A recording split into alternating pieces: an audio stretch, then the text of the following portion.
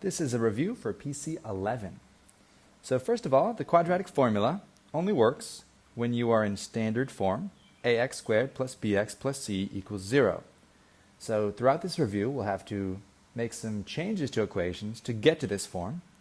But when we're there, we can plug in our a, b, and c values to the quadratic formula. And this will give us the zeros for a quadratic. Or in other words, where the parabola crosses the x-axis, if at all. To help remember this, there's a little song. It goes like this. The quadratic formula is negative b plus or minus the square root of b squared minus 4ac all over 2a. An important part of that quadratic formula we call the discriminant, and that is the b squared minus 4ac that's underneath the radical. We use that first to determine how many solutions, because if there's not any real solutions, why would we do the whole thing when we can just stop there? There's a couple different possibilities. When we plug in numbers for b squared minus 4ac, we will either get a positive answer, 0, or a negative answer. And that tells us how many solutions. For a positive answer, after we plug in for b squared minus 4ac, there are 2 solutions. 0, there's 1. And for a negative answer, there are 0 solutions. Now within positive numbers, there are 2 possible scenarios. If you have a perfect square, such as the square root of 36, that is also called a rational number, because it comes out as a whole number. Or if you have a positive answer that is not a perfect square, like 35, we call that irrational, because it does not come out as a whole number. Let's go through some examples and refer back to this table as we go. The first thing we do is we identify a, b, and c, and we've been doing this throughout the year. A is the number in front of our x squared term, which here is an invisible 1. B is the number in front of x, which is 6, and c is the constant, which is 3. We're going to plug these into b squared minus 4ac. If you do it like this, parenthesis 6 squared minus 4 parenthesis 1 parenthesis 3, you can enter it into the calculator and it will always give you the right answer. You don't have to worry about the negatives. That's an easy method. Or you can use the order of operations and do this one step at a time. 36 minus 4 times 1 times 3 is 12, and we get an answer, 24. Is 24 a positive number? Yes. So because our discriminant is positive, we know we're going to have 2 real solutions. I'm going to write that there under number of solutions, 2. But what type of solutions? Well, is 24 a perfect square or not a perfect square? It's not. So this means they are irrational solutions. So we can write that they are real solutions, they're not imaginary, and they are irrational.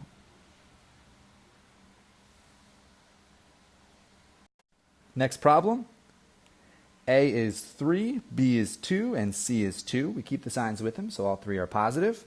When we substitute into b squared minus 4ac on our calculator, we could do it just like this. Make sure you include all the parentheses. But this is the same thing as saying 4 minus 24, which gives us a negative 20. Referring back to our table, when our discriminant is negative, there are 0 real solutions. So the number of solutions is 0. And what type of solutions are they? Well, there are 2 imaginary or 0 real solutions. We won't really learn about imaginary solutions till Algebra 2. So if you just wrote that there are 0 real solutions, that is perfectly fine. The last example. A here is 1, B is 6, and C is 9. So 6 squared minus 4 times 1 times 9. We have 36 minus 36 equals 0. When our discriminant is 0, we have 1 real solution.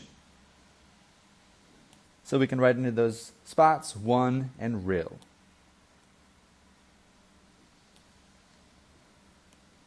And the first couple of questions will be like that, but you have to go a little bit farther to pass. So we start off identifying A as 1, B as negative 10, and C as 25. We plug this into b squared minus 4ac, and we figure out that we're looking at 100 minus 100, which is 0. If our discriminant is 0, we have one real solution. So we plug this into the quadratic formula, which I'll repeat here just so we can show the substitutions. And we see that negative 10 is going to be plugged in for B, that 1 is going to be plugged in here for A, and finally, that 0 is going to be plugged in for B squared minus 4AC. So in other words, we have a negative 10. One of the negatives is from the formula. One of the negatives is from the B, so that will end up being a positive 10. Plus or minus the square root of 0, which is really just plus 0 minus 0, doesn't change. And in the bottom part, 2 times 1. So if we simplify this a little bit, we get 10 over 2, which is just 5. There was one real solution. There it is. Remember that the quadratic formula only works when we are in the standard form. ax squared plus bx plus c equals 0. Is this one equal to 0? No. So what we're going to do is add 2 to both sides. And now we have 3x squared plus 7x plus 2 equals 0. So a is 3, b is 7, and c is 2.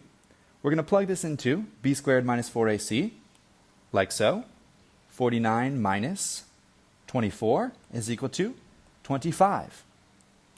So let's go to the quadratic formula, and we know that b is going to be replaced with 7, a is going to be replaced with 3, and b squared minus 4ac is going to be replaced with 25. Or in other words, negative 7 plus or minus the square root of 25 divided by 2 times 3. We can simplify this a little bit and change this to negative 7 plus or minus 5 divided by 6, because the square root of 25 is 5 and 2 times 3 is 6. So there's two possible answers: negative 7 plus 5 divided by 6, or negative 7 minus 5 divided by 6. So this is negative 2 divided by 6, or negative 12 divided by 6. This is the same thing if you reduce it as negative 1/3, and this one is negative 2. This next equation is not equal to 0, so we can change it by subtracting x from both sides, and then it's equal to 0. A is 1, b is negative 1, and c is negative 10. We take b squared, which is negative 1 squared, minus 4 times a times c. And we can put this directly into our calculator using the parentheses, or we can realize this is 1 minus a negative 40. So it's 1 plus 40, or 41. So we have a positive answer, but it's not a perfect square. So we're going to have two irrational solutions. Let's plug into the quadratic formula. So negative b plus or minus the square root of b squared minus 4ac divided by 2a. b is equal to negative 1. So I'm going to plug that in as negative 1. Notice one of the negatives comes from the formula, one of the negatives comes from b. So in a moment, those two negatives are going to cancel out. If you forget one of them, your whole answer will be wrong.